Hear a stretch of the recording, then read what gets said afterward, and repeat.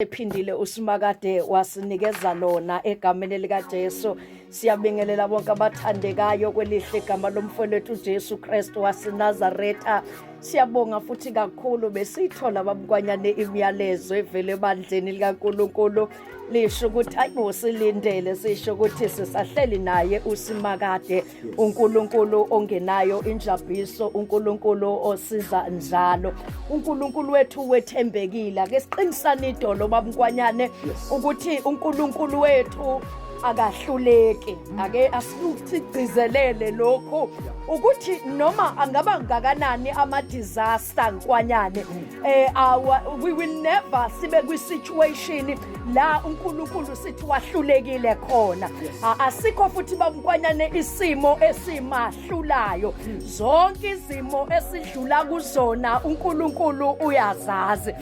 Asicizelele futhi kwanyane ukuthi kungathi besingaqinisekisa ukuthi amandla kaMoya Ngcwele agcwele kithi, awagcwele esontweni.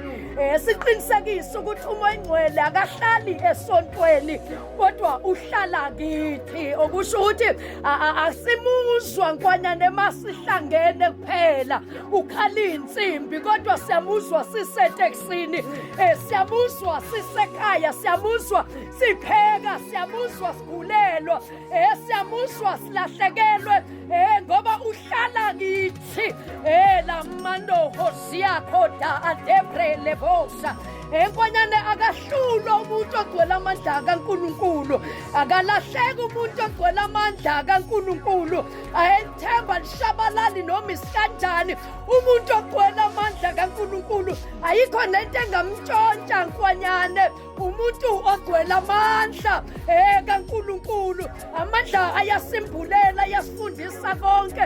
Amandla is our comfort, amasiba sayimoni ezisilingana ezishekayo. Uyibandla likaNkulunkulu, akehla amandla asikubuzele, hayi masisesontweni kuphela kodwa asikubuzele endleleni zonke, asikubuzele ekhaya, asikubuzele emsebenzini, asikubuzele la sikhona. Lipha anohosia kadalia tosaya. Wayazi uJesu nkwanyane betha nginshinothwa lebrende yemondo zoli yapapaya. Wayazi ukuthi ngeke silunge sihamba sodwa, wayazi ukuthi ngeke siqobe sihamba sodwa, wayazi ukuthi ibandla ngeke lifike lihamba lodwa, kodwa khona lo elimdingayo umduduzo uMoya Ngcwele elithi iBhayibheli uyakunifundisa konke.